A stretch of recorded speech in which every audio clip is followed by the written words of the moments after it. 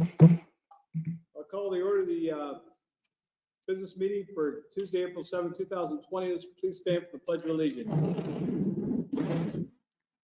I pledge allegiance to the flag of the United States of America, and to the republic for which it stands, one nation, under God, indivisible, with liberty and justice for all. Roll call, please, Lee. Okay.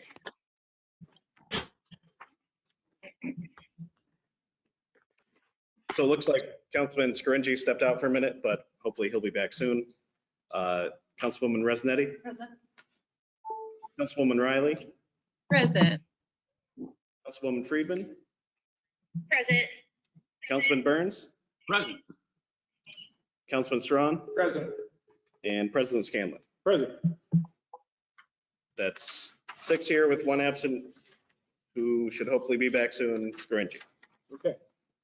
Okay, let's on to the approval of minutes. Approval of minutes from the March 18, 2020 business meeting. Councilman Strong, please. Mr. President, I stand and ask for unanimous approval of the minutes from the March 18, 2020 business meeting. Second.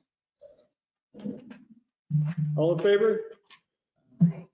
Aye. Aye. Okay, on to the public hearing. I'll let Lee take over from there. Okay, so City Council will now hold a public hearing to obtain comments regarding introductory ordinance 20-34, which is authorizing the abandonment of Elizabeth Street and for the sale of the same and for the sale of 168 Oak Street to Front Street Residences LLC.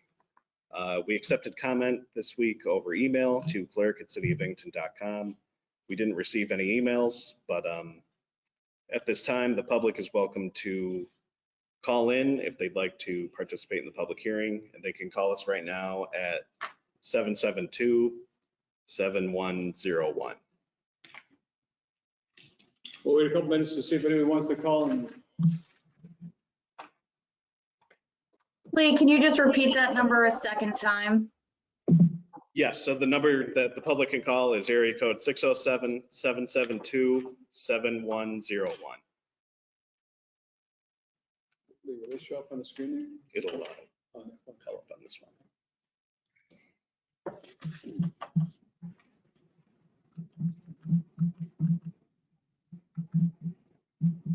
Oh, should I wait? There's someone in the window.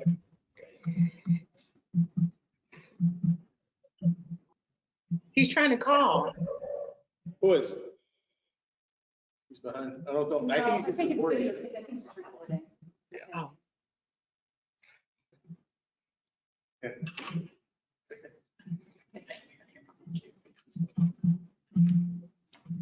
Proud third district resident. I'm sorry?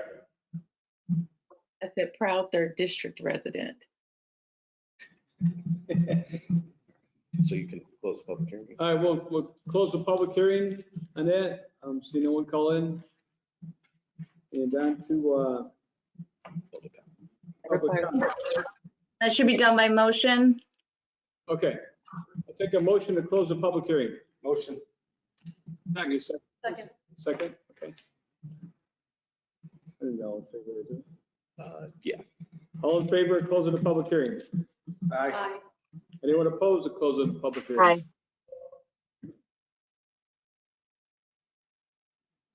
Who was that and what was that? I'm sorry, was that an aye? Sorry, that was a delayed aye because I was muted. Okay, thank you. Okay, thanks. Okay. On to preferred agenda, We'll do public comment. or the public comment. I'm sorry, the public comment, Lee, take care of that, please. Yes, so at this time, we'll open the public comment. We didn't receive any emails this week, but if the public would like to comment, they can call in right now to 607-772-7101.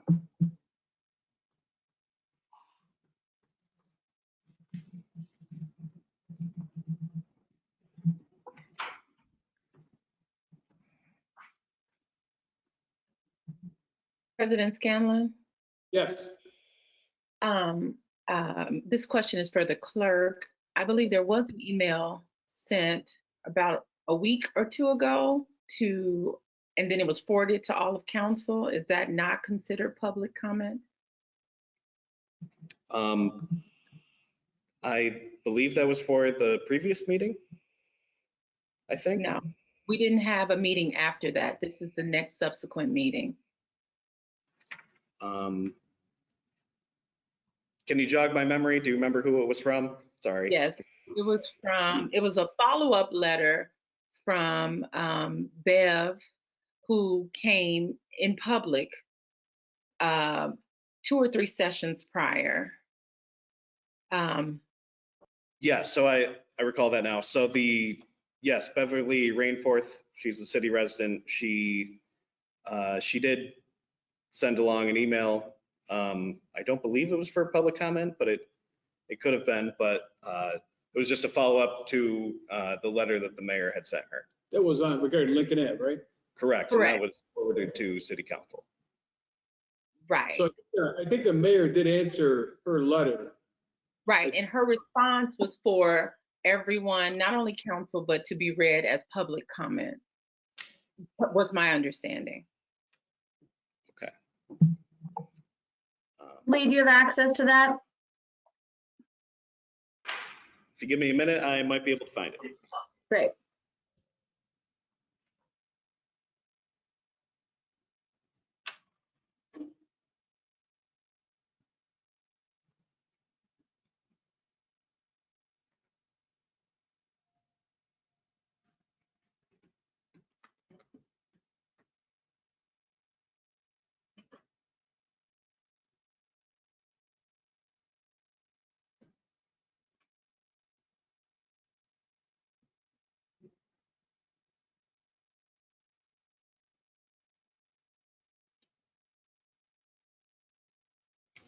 Okay, I found the letter. Okay. Do you want me to? Sure, you want to read it? Go ahead. Okay. It's about 2 pages long, so bear with me. But so this is from Beverly Rainforth to Mayor David, CC'd City Council. Dear Mayor David, thank you for taking the time to respond to my letter to City Council. I was disappointed to find that you dismissed each of my concerns as well as solutions I offered. I had hoped to meet with you to discuss these issues, but apparently that won't happen, so I'm elaborating here. Regarding extending the project over 2 summers rather than 1, I do not have access to your engineering records, and I will concede that I may not remember all the details of rebuilding the streets I referenced, but I do remember very clearly the work on my block of Lathrop Avenue. It took 1 summer. The city may have rebuilt 1/2 of Lathrop during 1 summer and 1/2 the next, but my block was inaccessible for 1 summer, then it was done. And there was no need to tear up anything later to correct construction problems because it was done properly the first time.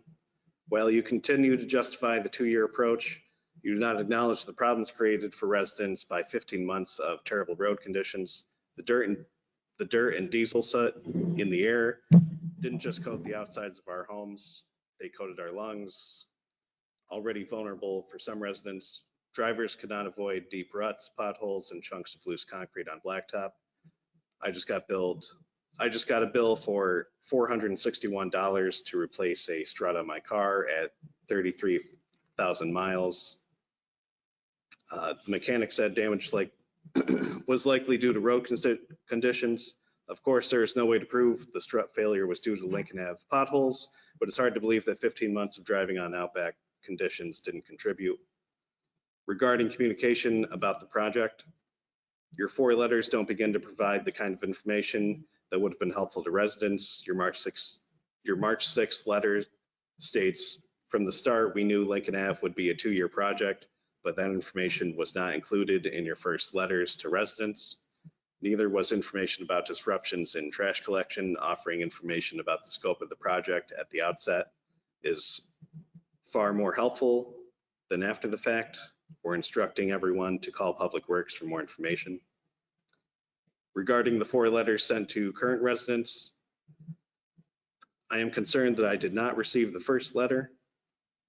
My neighbor said she got a letter from you, but since I had not, we concluded it was in response to her call to your office. Perhaps I didn't receive the letter because I live in a duplex. If one letter was sent to 29 Lincoln Ave, the mailman got to decide who would get it. I've gotten the subsequent letters, but they strike me as too little, too late, and far more self-congratulatory than informative about what to expect. Regarding trash collection, it seems that you won't consider existence of any problems unless someone complained to your office. I thought your office would have better things to do. After all, I called for an appointment with you on Friday, March 13th, and as of today, Friday, March 20th, no one has returned my call. I always assumed it was more efficient and effective to contact the department that handles the services I need. Are you suggesting I call your office when I have a problem related to one of your departments? Your March 6th letter says, in situations where sanitation trucks are unable to access the street during the day, it's assigned to the night shift to be collected that evening.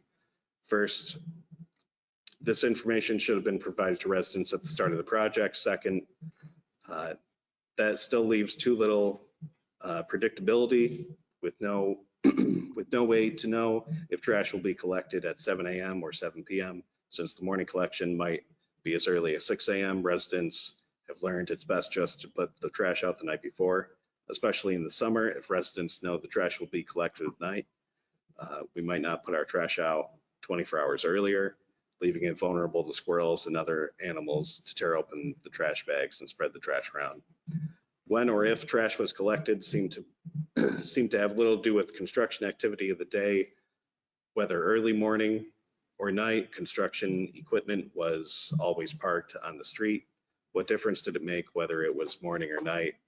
All the construction equipment was sitting idle and no construction workers were on site. You denied existence of any problems because neither your office nor Public Works had received any complaints, and if you had, you would have worked quickly to address them. On the evening of July 2nd, Lincoln Ave residents put out trash to be collected the morning of July 3rd. The sanitation truck didn't come in the morning. So as you said, it should have come later that night, but it didn't. As you can see from my phone records, I called Public Works Dispatch 24-hour hotline on July 4th to find out when trash would be collected. No one answered. Then I called the BPD. When I called the police on July 4th, they said trash collection wasn't their problem. By the time animals had already torn into the bags and dragged the trash all over. The scene, the smell on July 4th was disgusting. It didn't occur to me to call your office on July 4th. Would someone have been there to resolve the problem? On July 5th, I called Public Works 3 times before reaching someone. A truck finally collected the trash on Friday night, some 72 hours after trash was put on the curb. My calls don't constitute a complaint. What does? And is this your idea of a quick response? Regarding topsoil on utility strips, I regret that I don't have pictures of what I saw on Lincoln Ave before topsoil was added.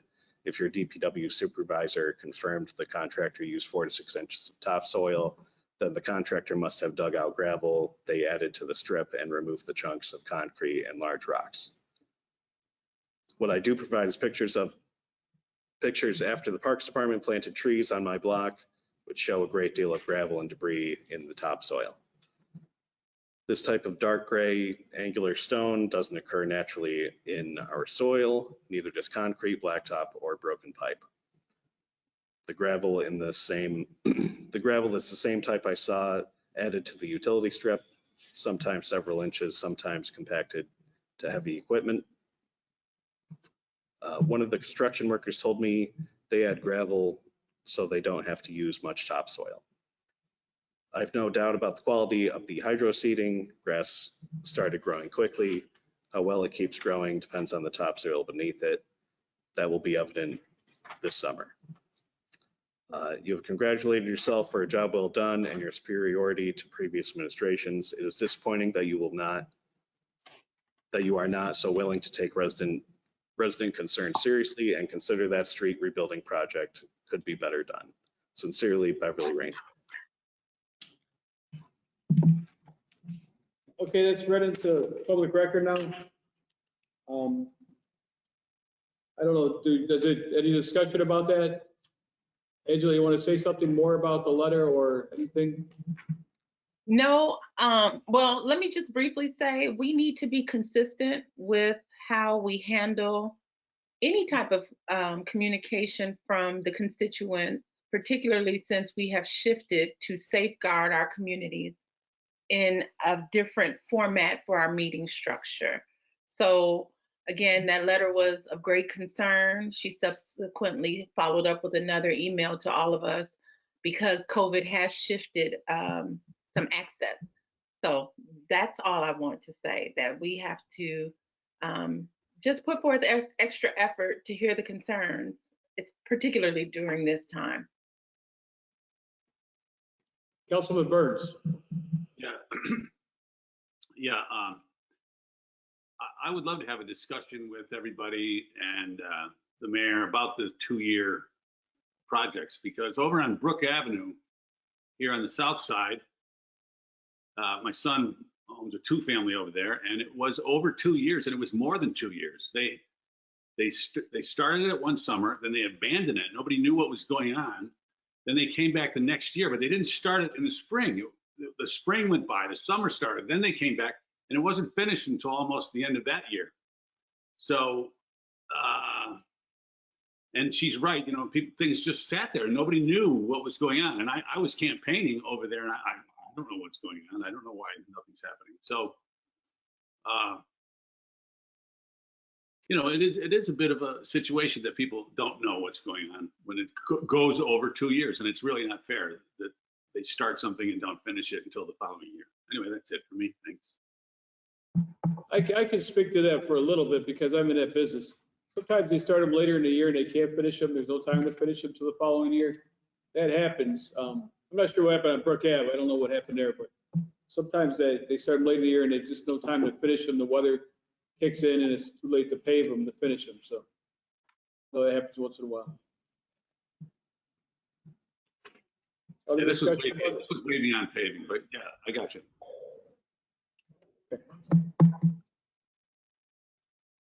All right, we'll move on to the preferred agenda. Yes. You want to read those, Lee, I guess? Yes. So tonight we have 3 items on the preferred agenda. The first one is introductory ordinance 20-40, which is considered in finance.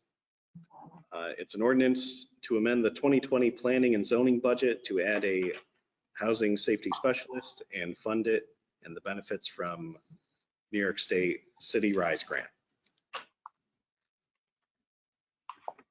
Good. We're going to approve those as a whole. Yes. Okay. I'll move on. Yeah. Okay. So the next one is introductory ordinance 20-41, considered in the MPA committee. And this is an ordinance to amend the 2020 planning and zoning budget to add a historic preservation and neighborhood planner 2 position and remove a historic preservation neighborhood planner position to fund the same. I was supposed to ask if anybody wanted. Let's back up here a minute. Does anybody want anything removed from the preferred agenda? Please state that now. I apologize, I didn't say that at the start of this. Seeing none, we'll move on to the next one, Lee.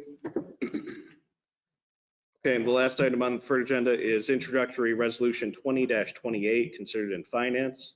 And this is a resolution to authorize a BLDC emergency loan program for the city of Binghamton businesses with 50 employees or less impacted by COVID-19. This is a voice vote, right? We need a motion to approve. the preferred agenda. I'll take a motion to approve the preferred agenda. So moved. So moved. So moved. Said it 3 times. I like that. The second, and the second on that? Second. Oh, second, okay. Sophia did one or the other. And Oh, all, roll call, please. yes. Okay. Councilman Scaringi is still absent. Councilwoman Resnetti? Councilwoman Riley? Aye. Councilwoman Friedman? Aye. Councilman Burns? Aye. Councilman Strawn? Aye. President Scanlon? Aye. So that's 6 ayes, 1 absent, Scaringi. So Councilwoman Freeman, can you see us? I can. And I was, I apologize. I was using my computer audio because it's better quality, but it got picked up by my phone and then it created a feedback loop. But I have fixed that now. Okay, good. All right, good. You're back with us. Good. Okay. Yeah.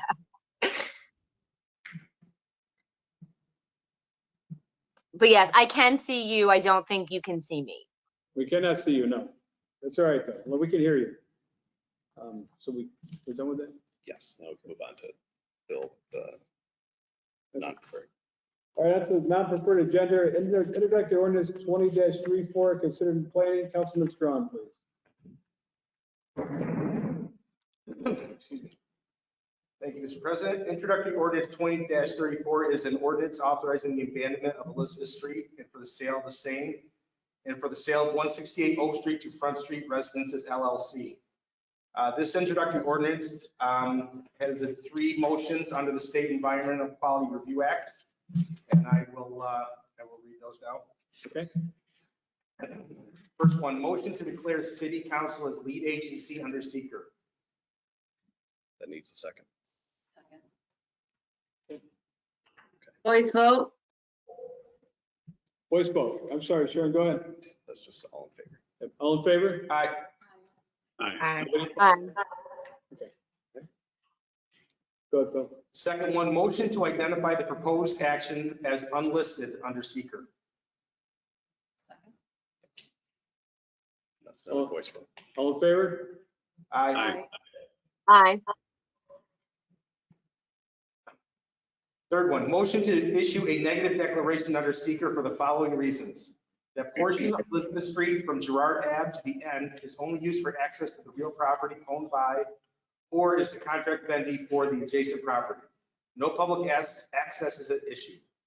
The street serves no public purpose and is not otherwise used by the public.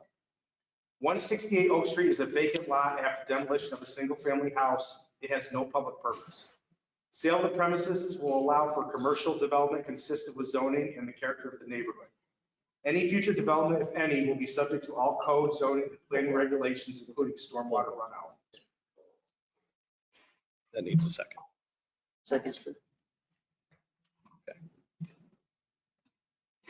Roll call, please. Okay, so this one requires a full roll call. So Councilman Scaringi is absent. Councilwoman Resnetti? Aye. Councilwoman Riley?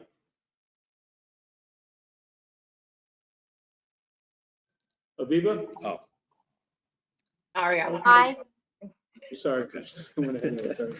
Councilwoman Friedman? Aye. Councilman Burns? Aye. Councilman Strawn? Aye. And President Scanlon? Aye. Renzi's back. Councilman Scaringi, would you like to vote on the motion to issue a negative declaration under seeker? Aye. Okay, So we got to do the legislation itself. correct. So that's 7 ayes, including Scaringi. Thank you, Mr. Clerk. And for the clerk's, I apologize for the clerk's records and for Grace's records. Councilman Scaringi entered at 6:56. Correct. Okay, I now ask for unanimous consideration of introductory ordinance 20-34. An ordinance authorizing the abandonment of Elizabeth Street and for the sale of the same and for the sale of 168 Oak Street to Front Street Residences LLC. Okay, and that needs a second. Second. Thank you. Is there any discussion? Questions or discussion on this? I'd like to make a comment if that's okay. Sure. I do just want to stress, so I don't believe that in the initial pitch, this project was billed as affordable housing, but that is in the wording of the official ordinance. So I do just want to make sure that we, we hold the developer accountable that these do turn into affordable housing units. And if that's the case, I'm very much in favor of putting otherwise abandoned buildings, to the developer. Other comments or questions? Roll call, please, Lynn. Councilman Scaringi? If court counsel will allow it, I wasn't on for the public hearing, so do I have the opportunity to abstain in a situation like this, Sharon? The short answer is no, but we can compel you one way or the other, unless there's a reason for recusal on it. Everyone's operating with the same information. Okay. Oh, and just for your information, there was no public comment on this. Okay, there was nothing received. Correct. Okay. Thank you very much. Okay. Aye. No, No, this was the. nobody called in. There was nobody sent anything in either. Councilman. Thank you, Mr. President. Thank you, Mr. President. Sorry So about that's that. an aye from Councilman Scaringi. Councilwoman Resnetti? Aye. Councilwoman Riley? Aye. Councilwoman Friedman? Aye. Councilman Burns? Aye. Councilman Strawn? Aye. And President Scanlon. Aye. So that's 7 ayes, 0 nays. Introductory ordinance 20-39, considered planning, Councilman Strong. Thank you, Mr. President. Introductory ordinance 20-39 is an ordinance authoring the sale of 14 Earl Drive to Scott L. Benson. Second. This ordinance also has 3 motions under the State Environment Quality Review Act, and I will go through them now. The first one, a motion to declare City Council's lead agency under seeker. Second. Voice vote? Voice vote. There should be a voice vote for that. Aye. Anybody opposed? Aye. Go ahead, Phil. Second motion, to identify the proposed action as unlisted under seeker. Second. Second. That's all in favor. All in favor? Aye. Aye. Aye. Third motion is to issue a negative declaration under seeker for the following reasons. This is a vacant lot. Mr. Benson owns adjacent property. The property to be transferred must be maintained, may only be used as green space, except for a driveway to his adjacent property. This is all. Except for a driveway to his adjacent property, as may be approved by the planning department. This sale is part of the city's side lot rent program, or city side lot program, sorry. The vacant lot must be merged with Mr. Benson's adjacent property with 16 Earl Drive. The transfer will preserve green space and provide future maintenance. Second. Roll call, please, Lee. Councilman Scaringi? Aye. Councilwoman Resnetti? Aye. Councilwoman Riley?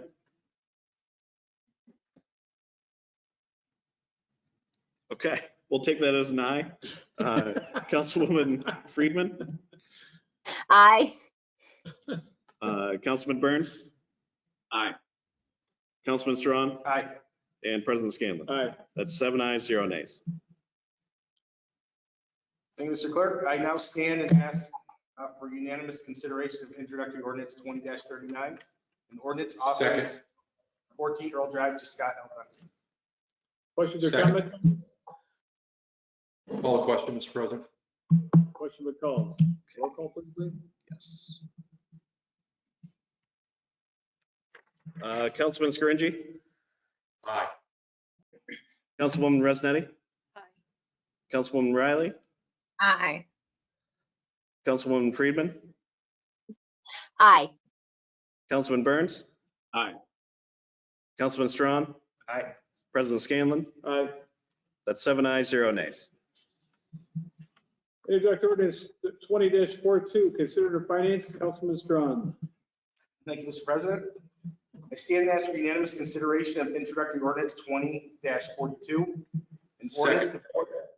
An ordinance to void permanent ordinance 20-36 due to FEMA and New York State reimbursement funding.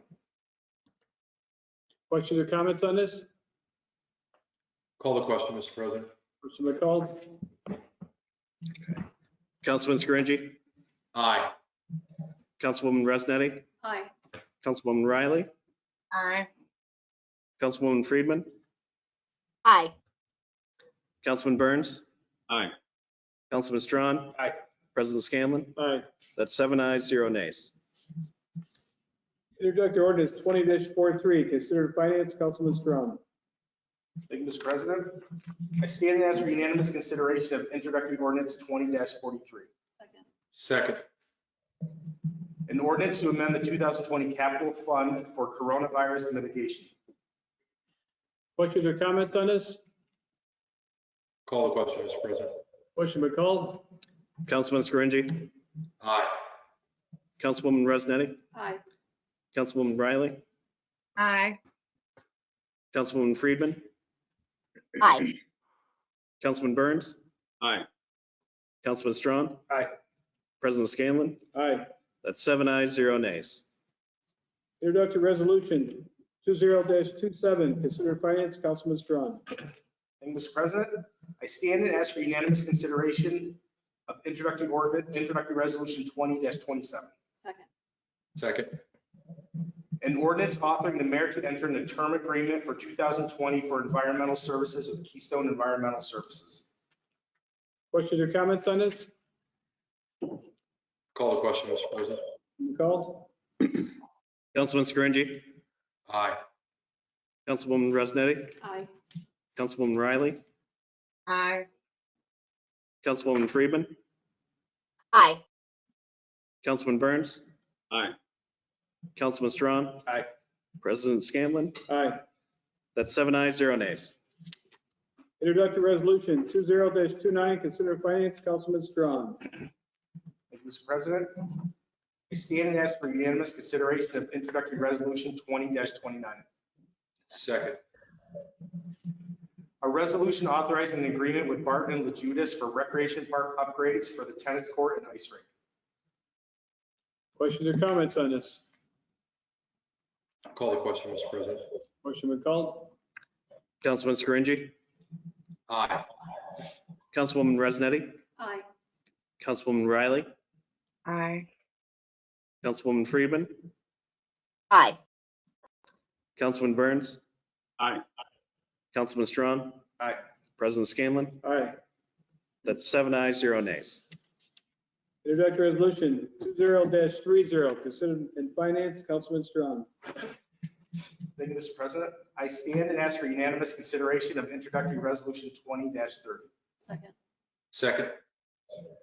A resolution to authorize an agreement with Barton and LaJudas for engineering services for the City Hall Fire Station. Questions or comments on this? Call the question, Mr. President. Been called? Councilman Scaringi. Aye. Councilwoman Resnetti. Aye. Councilwoman Riley. Aye. Councilwoman Friedman. Aye. Councilman Burns. Aye. Councilman Strawn. Aye. President Scanlon. Aye. That's 7 ayes, 0 nays.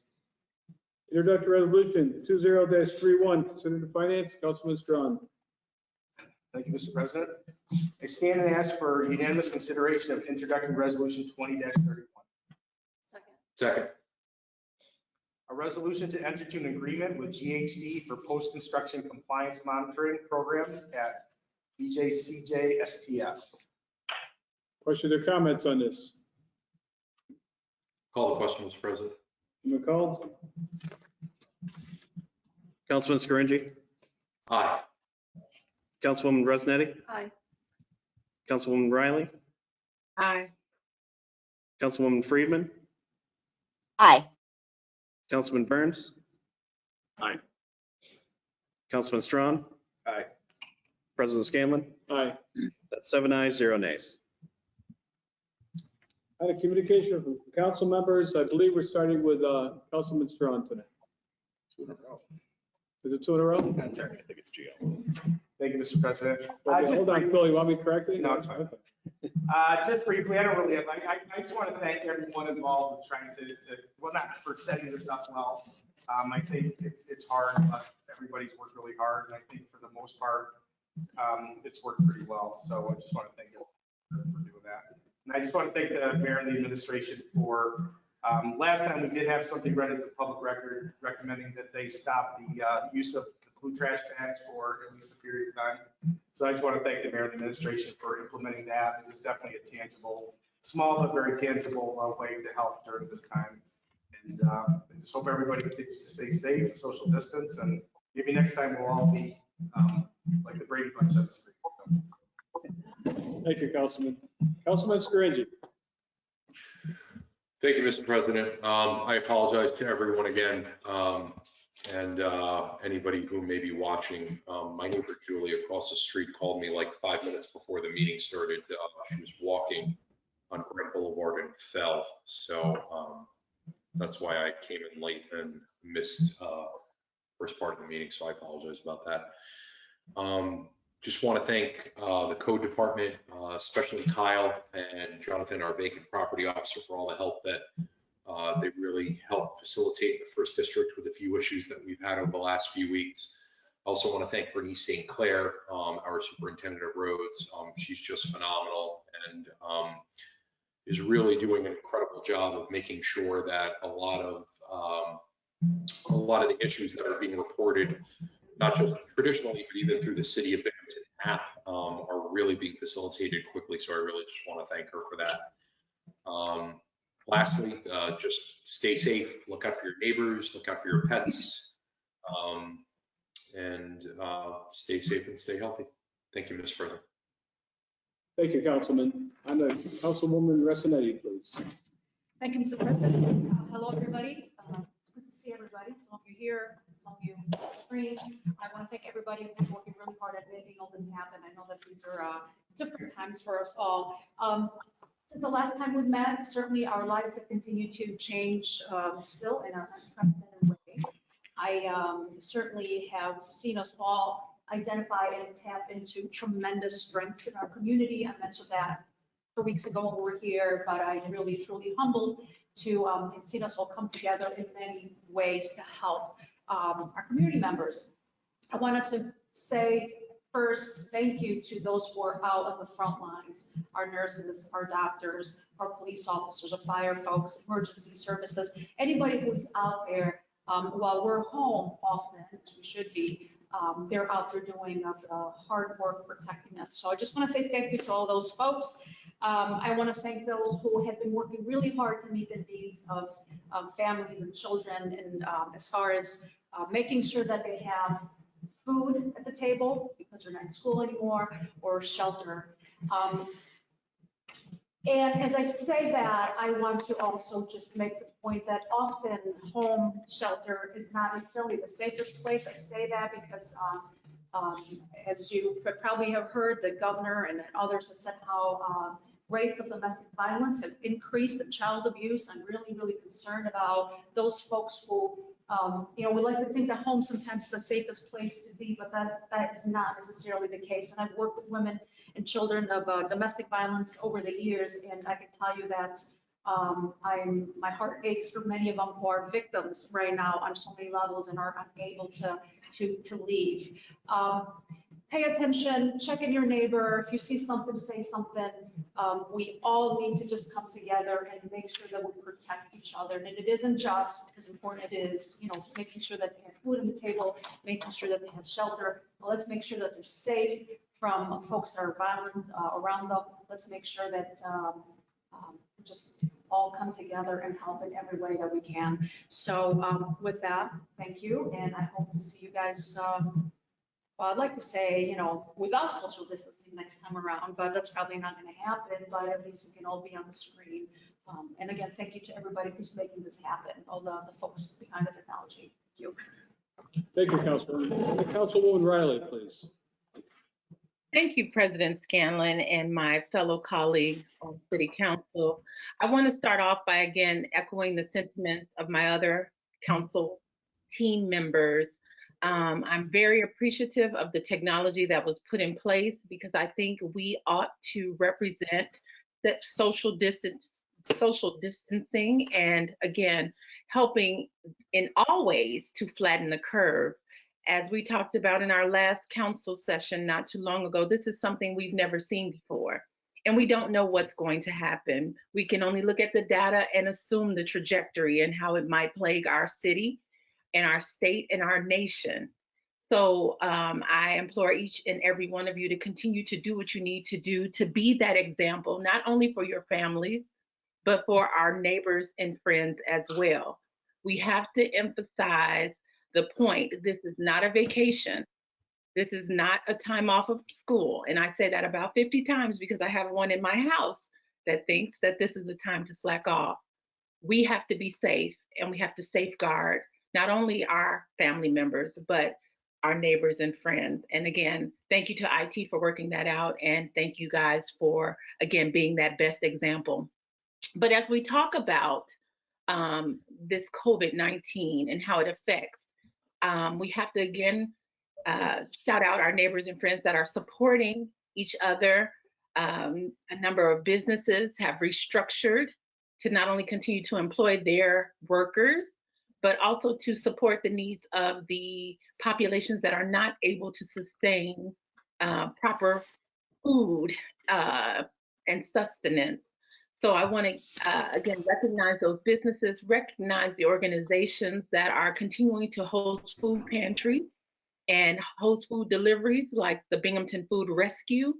They are still delivering food, although employing safeguards. They are still ensuring that people are able to receive healthy items. I want all of us here on City Council to also recognize that because of COVID-19, there has been a tremendous shift on these services and resources. So my colleague, Councilwoman Rezanetti, talked about safeguards in the home. I mentioned food, but there's a large subset of the population that don't have either. Okay, so we can't forget that. And I think we can support the systems that are in place, delivering food, such as the rescue, such as the pantries, by adding a donation. You don't have to leave your home to donate to these organizations so that they can continue. And for the homeless population, we don't have to wait for legislation to pass for us to contribute. As I mentioned during our work session, we currently have shut off access to public water, public utilities. So those that are unhoused and not able to receive the emergency funds from DSS will remain unhoused unless we are able to contribute to the agencies that have been put in place to support those needs. But again, COVID-19 has put us in a new state, and we need to remember that everyone is utilizing funds that were earmarked for other things so that they can continue to function as normal and as safe as possible. So if you can continue to lean, continue to contribute so that we all can remain safe, healthy, as stress-free as possible, because again, that's another thing. People keep putting these memes up about if you're not further along and haven't published or what have you. This is hard. And if you have to just be still sometimes, take that time. So again, we can work together to support each other, and that's what City Council can do, not only as the representatives of our various districts, but as people in the community. Thank you. Thank you, Councilwoman. And Councilwoman Friedman, please. Thank you, President Scanlon. This pandemic has not so much, well, in addition to creating certain problems like, you know, an acute health issue, it has also brought to light a lot of systemic issues that already existed, like Councilwoman Rezanetti said, domestic violence, and like Councilwoman Riley said, homelessness. So I think that we have to make sure that we are looking out for people who are particularly vulnerable, who are experiencing these problems beforehand, but now instead of urgent, it has become an emergency. So I really hope that we as a council can work together to pass legislation and work to protect those extra vulnerable people. Hopefully, I know city or Governor Cuomo has taken initiative and doing a lot of things like the eviction and foreclosure moratorium. So I hope that we can follow in his lead and maybe strengthen those protections that have already been put in place to make sure that we are not neglecting the people of our community. I received a correspondence from someone who actually is not one of my constituents, but was talking about how in this letter, and it was a typed up physical letter, which I appreciate, from someone who appears to be a young person, kind of a lost art there. But this person was saying that in their opinion, the city has really failed the population who is experiencing homelessness, and there haven't been that many public statements regarding that. Or money that has been really awarded, or not enough money that has been awarded to those causes. So again, I hope that this COVID-19 issue puts the fire under our feet to solve the problems that were already there, but that have now become emergencies.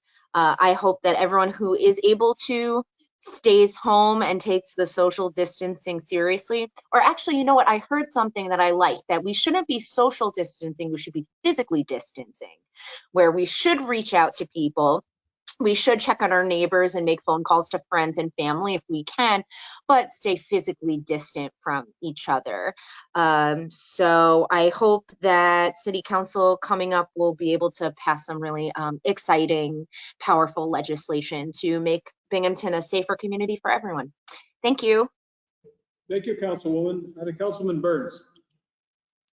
Thank you, Mr. President. I would just like to echo what everybody said about our community and staying safe in this crisis. I'd like to thank Lori and Jared and the IT department for, looking out for City Council and make sure the government continues to work. I was very happy to vote aye tonight on the legislation to give the small business loans to our small businesses. And as I was voting on it, it made me think about first, all the CEOs in the world right now are out at their houses on the Hamptons, or their maids are bringing them something to eat. And the people that are really running our country, that are really there for us, are out there working, and most of them are working for a minimum wage that is not a living wage. And I know that that is not what City Council does, but if there's anybody watching that has anything to do with government that can help that minimum wage be raised, please help us out and do that. It also made me think about small businesses in our city. On the south side, we have the Hole in the Wall restaurant, we have the Number 5, we have Thirsties, and we have South City, all of them serving lunch to go. And we need these restaurants in our community. The whole city, there's these restaurants that are trying to stay in business. And I've heard people say, well, they need us, so we should support them. We need them. We need them. They are the fabric of our community. And, Wegmans is not going to go out of business. At the end of this, Wegmans is going to be there. They're doing quite well for themselves. So if people are out there and you're buying food that's pre-made already, that you just take home and throw in to heat up, just think about, ordering from one of the local restaurants in the city. And that's it. Thanks. Thank you, Councilman Burns. I just got a couple things. Albert Tortle started construction on Robinson Street on my side, in my district. And there's some road closed signs up that people aren't really seeing. They're driving through there anyway. So for everybody watching, I'd advise you to be careful driving through there. It's not even road, and you're going to wreck your car driving through there. Also, I had a chance to, yesterday, I went to the Binghamton School District Maintenance Garage, which is on the corner of Robinson Street and Shenango Street. And I watched from a distance, I'm handing out food to the children that need it. And I just want to thank BOCES for being able to do that and putting that together. It's a great program. They're feeding the kids. I'd like to see it extended to the dinner hour, but they're handing them food more than one package at a time. So I'm assuming there's enough food there for dinner too. So I think it's great that we're able to do that as a community and as a school district and BOCES in general. That's all I have, and I'll take a motion to adjourn. So moved. Second.